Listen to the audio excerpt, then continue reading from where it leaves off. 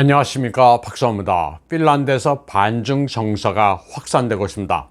중공이 북빙양 항로를 뚫으려 하는 데 있어 요충지의 하나인 핀란드에 공격적으로 침투하고 있기 때문입니다. 핀란드의 토지를 최근에 마구 사들였습니다. 그런데 핀란드가 이를 거부하고 있습니다. 핀란드뿐 아니라 에스토니아, 라트비아, 리투아니아 등 발틱 3개국에서도 반중 정서가 높아지고 있습니다. 핀란드와 발틱 3국은 모두 과거 구소련과 앙숙이라는 특징을 가지고 있습니다. 소련의 압박을 받은 적이 있는 이들 나라들은 유로 탄압을 비롯한 중공의 행태를 보고 분개하고 있습니다. 핀란드의 경우 이민을 받아들이는 국가인데 의외로 4위가 중공이었습니다. 믿기 어려운 이야기인데 핀란드 인구의 4%를 차지했습니다. 원래 중공에 대해 우호적이었는데 홍콩 사태 이후 급변했습니다. 범죄인 인도 조약을 취소했습니다. 중공은 러시아에서 100km 떨어진 카메야르비에 공항을 건설하고 싶다는 의사를 밝혔는데 핀란드는 이를 단호히 거부했습니다. 여기는 핀란드의 군사시설도 가까이 있고 러시아군의 기지와도 거리가 가까운 곳입니다. 중공의 의도는 여기에 북극 연구시설을 짓고 싶다는 거였습니다. 중공이 자본을 대서 공항을 짓고 운영하겠다고 했습니다. 2018년 중공 핀란드 사이가 우호적이었을 때 오간 얘기였습니다. 그런데 핀란드 국방부가 제동을 걸었습니다. 카메야르비 같은 전략적 가치를 가지고 있는 부동산이 외국의 수중에 떨어지면 안 된다고 반대했습니다. 핀란드뿐 아니라 EU의 관련 구정에도 어긋난다면서 반대해 무산됐습니다. 2018년 이전 핀란드 중공의 사이가 우호적이었을 때 중공 관광객들도 핀란드에 북적였습니다. 핀란드는 북극 오로라 그리고 산타클로스의 탄생지 설화가 있는 로바니에미 등 나름 관광자원이 풍부한 나라입니다. 헬싱키에는 차이나타운까지 들어섰습니다. 중공인들이 몰려와 알리페이, 위챗페이도 사용할 정도로 관광객들도 많았습니다. 핀란드인들이 이런 중공 관광객들을 다시 본 계기가 하나 있었습니다. 2017년 중공 관광객의 폭행 파문 때문입니다. 중공 관광객이 핀란드에 오면 곧바로 오로라를 볼 수 있다고 했는데 왜 지금 오로라가 없냐고 현지 가이드를 두들겨 팼습니다. 핀란드의 중공 인구가 많아지자 시의원도 생겼습니다. 2017년 반타시 의원에 당선된 천예니라는 여성입니다. 그런데 2020년 3월 핀란드 민족연합당은 그녀를 당에서 쫓아냈습니다. 핀란드 중공 평화통일촉진회라는 것을 만들어 필리핀, 파나마 등지를 돌아다니며 중공의 선전도구 역할을 했기 때문입니다. 또 하나의 중국 원칙을 주장하면서 핀란드에서 타이완을 중공에 병합해야 한다는 선전 활동도 벌였습니다. 중공에 대한 핀란드의 반감은 2020년부터 본격화됐습니다. 중공 바이러스 마스크 200만 장을 주문했는데 모두 품질이 엉망이라 불합격 판정을 내리고 항의했습니다. 홍콩과 신장 위구르 인권 탄압, 타이완 문제까지 핀란드는 중공에 반대 입장을 취했습니다. 그리고 결정적으로 2020년 12월 핀란드는 중공의 화웨이를 국가안보 위협이라면서 퇴출 결정을 내렸습니다. 여기는 핀란드 통신업체 노키아를 보호해야 한다는 절박감도 있었습니다. 외국의 영향력에 대항해 자국을 지켜야 한다는 경각심은 핀란드 역사에서 얻은 교훈이기도 합니다. 소련은 1939년 거의 100만 병력과 6,500대의 탱크를 동원해 핀란드를 침략했습니다.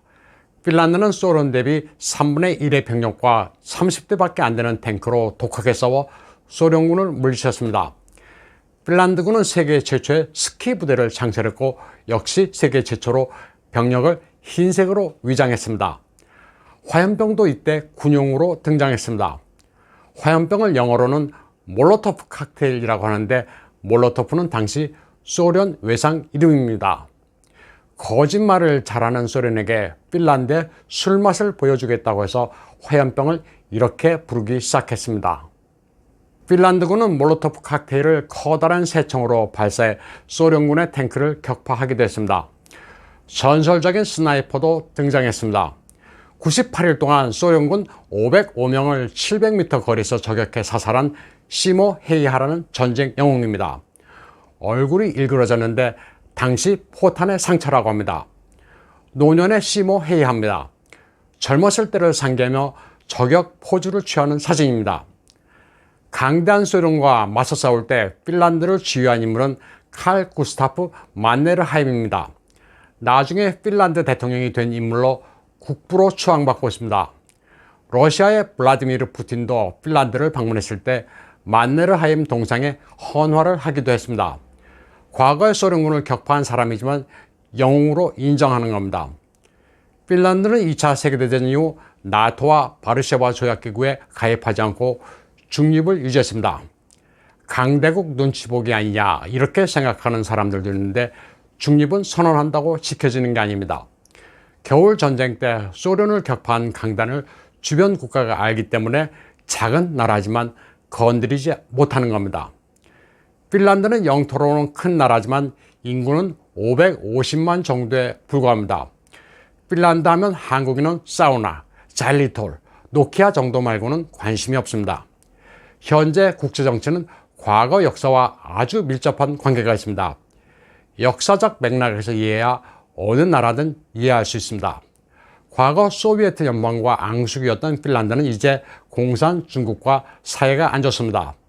그런데 핀란드가 아시아 국가 가운데 가장 호감을 느끼는 나라는 바로 일본입니다. 핀란드뿐 아니라 발틱 3국 그리고 터키도 상당한 친일 국가입니다. 왜냐하면 그들을 괴롭힌 러시아를 전쟁으로 굴복시켰던 나라가 일본이기 때문입니다. 1905년 일본 연합함대 도고 헤이하치로 제독이 세계 최강이라는 러시아 발틱 함대를 쓰시마 해협에서 완전히 괴멸시키자 핀란드는 환호성을 질렀습니다. 핀란드인들이 일로 전쟁을 기리는 노래까지 만들어 불렀을 정도였습니다. 도고 헤이하치로 제독은 장거리를 항해 피로에 누적된 러시아 함대를 도고턴이란 기동 전술로 완전히 격파했습니다. 함대를 급선회해 횡대로 늘어선 뒤 종대로 오는 러시아 함대에 화력을 집중시켜 해전 역사상 유례가 없는 대승을 거뒀습니다. 도고 헤이하치로는 일본에서도 군신으로 추앙받는 인물입니다. 정치의 뜻을 두지 않고 사심없이 군인의 길을 걸었고 과묵한 인품으로도 널리 알려져 있습니다.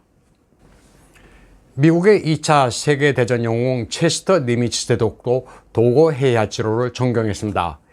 일로 전쟁이 끝나고 축하연을 열었을 때 젊은 사관생도 니미츠도 참석했는데 도고가 해군 선배로 여러 가르침을 줬다고 합니다. 니미츠 제독은 미 해군이 마리아나 해전에서 일본군을 격파한 것도 도고가 가르쳐준 전법이었다고 회고하기도 했습니다.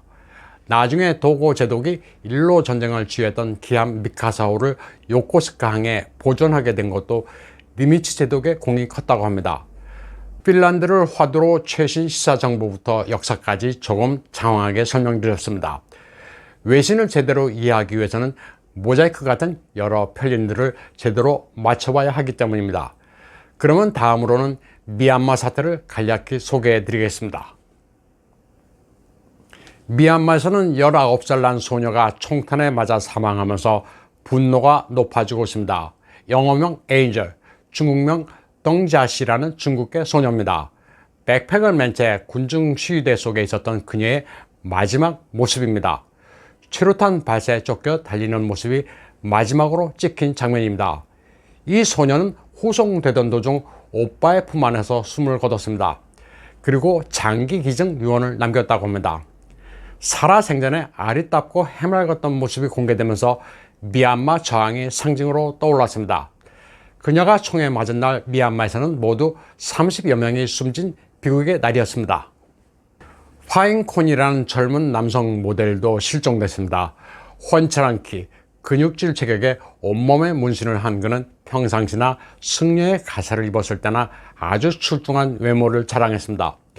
시위 현장에 나간 이후 며칠째 소식이 끊겨 생사를 알 수 없습니다. 미얀마에서는 지금까지 최소한 54명이 사망했습니다. 양곤과 만달레이를 비롯한 전역이 전쟁터로 변했습니다. 시위 진압에 사용되는 체류탄은 중공제인 것으로 확인됐습니다. 중공이 군부 편입니다. 미얀마에서는 거의 전 국민이 군부와 싸우고 있습니다. 시위 진압을 거부하는 경찰 19명이 인도로 넘어가기도 했습니다. 미얀마는 기본적으로 홍콩과 비슷하면서도 천안문 사태와 유사한 비극도 발생했습니다.